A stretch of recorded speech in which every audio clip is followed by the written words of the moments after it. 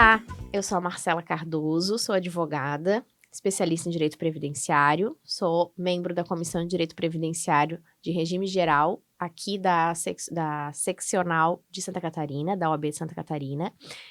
Estamos tendo a oportunidade de fazer esse podcast sobre pílulas de conhecimento em direito previdenciário, e hoje vamos falar com a doutora Kátia da Cunha.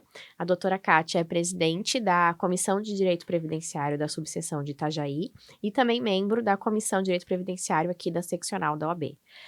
Doutora Kátia, nós sabemos que a doutora tem uma grande experiência na área da aposentadoria da pessoa com deficiência. Poderia nos falar o que seria a aposentadoria da pessoa com deficiência? Olá, obrigada, OAB, pela oportunidade. Então, eu gosto muito de falar sobre esse tema, até porque foi o tema da minha monografia da pós-graduação, e eu gosto muito de identificar essas situações que envolvem o PCD, né? Eu gostaria de ler para vocês só o que diz a lei complementar quanto à pessoa com deficiência. Então, a pessoa com deficiência é aquela que tem um impedimento de longo prazo de natureza física, mental, intelectual ou sensorial, as quais, em interação com diversas barreiras, podem obstruir a sua participação plena e efetiva na sociedade em igualdade de condição com as demais pessoas. Então, para você identificar uma pessoa com deficiência, primeiro você precisa saber a questão das barreiras. Quais as barreiras que ela enfrenta? E não somente saber se ela tem uma deficiência física, mental, uma deficiência oculta. Você precisa entrevistar essa pessoa, né, para saber identificar qual o tipo de barreira, o que impede ela de trabalhar em plenas condições de uma pessoa considerada sem deficiência. Perfeito, doutora. E como é que a doutora faz esse tipo de análise? Como é que descobre isso? Fala mais um pouquinho para a gente, dando essas dicas para os advogados sobre como identificar uma pessoa que tem deficiência, às vezes ela nem sabe que poderia ser enquadrada como PCD. Então, no primeiro atendimento, basicamente você precisa discorrer sobre tudo com seu cliente, né? Você precisa descobrir ali todos os meandros, assim como você descobre se ele tem direito a uma aposentadoria especial, uma aposentadoria por invalidez, um auxílio-doença, você vai definir o benefício com base nas informações que o cliente trouxer para você. Se ele não falar que tem alguma limitação física ou alguma limitação mental, algo nesse sentido, você não vai saber. Mas daí você precisa conversar muito, né? Às vezes o cliente chega no escritório e fala, eu tenho um problema de coluna que vem lá de 1900 antigamente e isso me impede de fazer tais coisas. Com essa definição é que você vai partir para a análise de se enquadra ou não na situação de PCD. Né? Basicamente, em primeiro lugar, você vai fazer essa entrevista inicial e descobrir se realmente ele vai ser enquadrado como PCD ou não. Certo. E no caso de uma pessoa que chega no seu escritório para fazer um diagnóstico da situação previdenciária, a aposentadoria da pessoa com deficiência, ela é o melhor benefício? Sim, hoje eu considero, né, a aposentadoria da pessoa com deficiência, eu não, né, todos os doutrinadores e tudo mais entendem que é o melhor benefício, por quê? Porque ele não sofreu as alterações de cálculo com a Emenda Constitucional 103 de 2019, né, a forma de cálculo da aposentadoria, vamos dar um exemplo aqui, da aposentadoria por tempo de contribuição. É feita uma média de julho de 1994 para cá e nós vamos descartar 20% das menores contribuições. Isso com a Emenda Constitucional 103 não existe mais, né?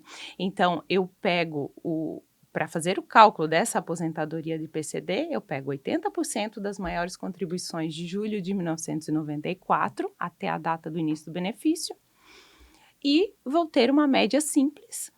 Posso utilizar o fator previdenciário somente se ele for mais benéfico para o cliente, né? Isso na questão da aposentadoria por tempo. E só por essa situação ela já é o melhor benefício, né? Porque as regras atuais envolvem diversas situações e, além de tudo, o cálculo é feito com base em 100% das contribuições de 94 para cá, de julho de 94 para cá. Então, por isso eu entendo que ele é sim o melhor benefício. E a gente sempre tem que analisar o caso para ver se enquadra. Certo. E passando pela avaliação social, o que a doutora poderia nos dar de dicas ou informações, esclarecimentos, porque a gente entende que muitos clientes, muitos segurados, às vezes chegam no escritório falando, olha, eu sou deficiente e por isso eu tenho direito à aposentadoria da pessoa com deficiência. E não é apenas a perícia médica, né, que ele vai passar, ele tem que ter consciência que ele vai passar pela avaliação social também. E muitas vezes eles não estão preparados. Então, o que a doutora poderia falar sobre essa situação, que é a avaliação social em si? Bom, na verdade, assim, a aposentadoria de PCD, ela é muito diferente das outras aposentadorias, porque além de você analisar o tempo de contribuição, o valor de benefício, se enquadra ou se não enquadra, a gente precisa primeiro avaliar se a deficiência é leve, moderada ou grave, no seu entendimento, depois para você partir para o administrativo primeiro, né, no INSS, falando aqui de regime geral, para saber se essa deficiência vai ser enquadrada, primeiro você tem que passar por uma avaliação médica, um médico perito um médico perito federal, né? Vai fazer a primeira avaliação e depois assistente social. Ele faz a análise, os dois fazem análise com base no índice de funcionabilidade, né? O IFEBRA. Isso. Esse índice vai avaliar, vai fazer uma pontuação em diversos setores da vida da pessoa, seja ela no cotidiano, no trabalho e tudo mais. Dependendo da pontuação que ele chega, tanto do médico, o médico faz uma pontuação, o assistente social faz outra, soma as duas pontuações e você chega. Deixa eu ver, até a pontuação aqui é 7.500 e um quebradinho, tá? Então, 7.584, igual ou menor a isso. Sempre que a pontuação for maior do que 7.584, você não tem o enquadramento de PCD. E como é possível impugnar esse tipo de enquadramento? É possível na via administrativa, judicialmente falando? Na via administrativa, eu já iria para o judicial, né? Porque na via administrativa fica complicado você contrapor os laudos, né? Então, acho um pouco mais difícil.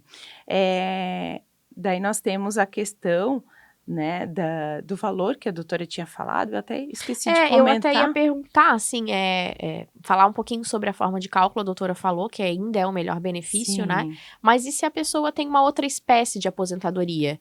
Uma aposentadoria comum, é possível transformar ela numa aposentadoria da pessoa com deficiência? Desde que você comprove, no momento da concessão daquele benefício comum, de que você preenche os requisitos para aquele benefício, você é deficiente, né? É uma pessoa com deficiência.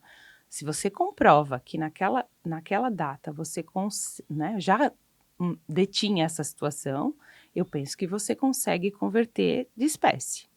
Mas daí o INSS não ficou sabendo dessa situação lá atrás. De qualquer forma, teremos que ter provas, vai passar pelo assistente social, vai passar pelo médico perito, e daí, na mesma forma, é um novo processo. Outra coisa que eu acho importante, que eu não cheguei a falar aqui, é sobre a questão, falando para os colegas advogados e tudo mais, né, da carência. Isso. A questão da aposentadoria por idade da pessoa com deficiência, a gente tem um redutor, né? A mulher se aposenta com 55 anos e o homem aos 60, e nós temos um mínimo de tempo de contribuição de 15 anos. E esse tempo de 15 anos, ele precisa ser na condição de PCD. Só que, na aposentadoria por tempo de contribuição, você não tem essa necessidade de ser todos os 15 anos de contribuição na condição de PCD. Você não precisa dessa carência mínima de 15 anos como PCD. Você precisa do mínimo legal, que é de 2 anos ou mais na condição de PCD, e o restante do tempo, por exemplo, o homem, você parte da aposentadoria da pessoa com deficiência em grau leve, 33 anos de contribuição. Desses 33, a gente pode utilizar 2 anos na condição de pessoa com deficiência leve. Os outros, lógico que não vai fechar 33, vou precisar de mais tempo, mais do que 33.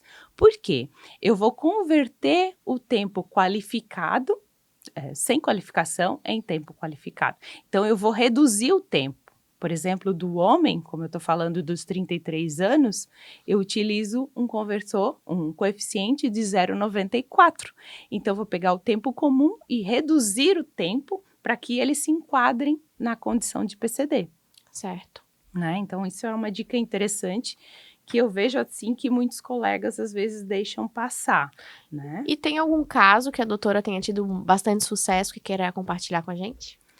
Eu tenho alguns casos, né, que eu gosto de citar, mas eu tenho um caso aqui de 2020, de fevereiro de 2020, que eu acho interessante, e que é um caso que eu já fiz o pedido de revisão, estou aguardando ainda, mas de 2020, pós-pandemia, o INSS fez a concessão do benefício utilizando as regras da Emenda Constitucional 103. Então, ele utilizou todos os 100% de contribuições de julho de 94 para cá, quando deveria ter descartado as 20 as 20 menores contribuições, né? 20% das menores contribuições.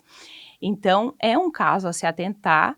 Logo no período pós-reforma, nós tivemos muitos benefícios concedidos equivocadamente pelo INSS. Então, com valor abaixo daquele devido. Tá. Então, tem que estar muito alerta a essa possibilidade de revisão. Sim, é um caso de revisão.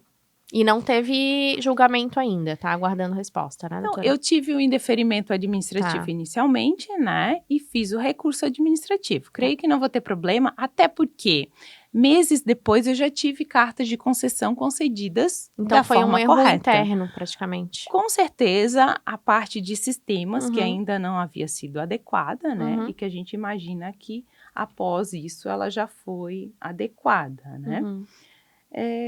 Doutora, se quiser discorrer sobre mais alguma coisa, pode ficar à vontade. Né? Então, eu sempre falo que o que a gente precisa mesmo é identificar o caso concreto para você saber se a pessoa enquadra ou não como PCD, porque não é só olhando para a pessoa que você vai identificar. Justamente. Né? São as deficiências ocultas mesmo, como a gente conversou, bem né? nas entrelinhas, né? E isso é só um advogado especializado que vai conseguir identificar. Às vezes, um colega que seja advogado, mas que não seja especialista em direito previdenciário, não vai conseguir ter essa sensibilidade, né? E se atentar para esse benefício tão rico e tão benéfico quanto a aposentadoria da pessoa com deficiência. Sim, até mesmo identificar e deixar claro para o cliente que o benefício da pessoa com deficiência, ele não tem nada de invalidez. A pessoa pode continuar trabalhando normalmente e não vai ter nenhum impedimento por isso, né? Então, saber fazer essa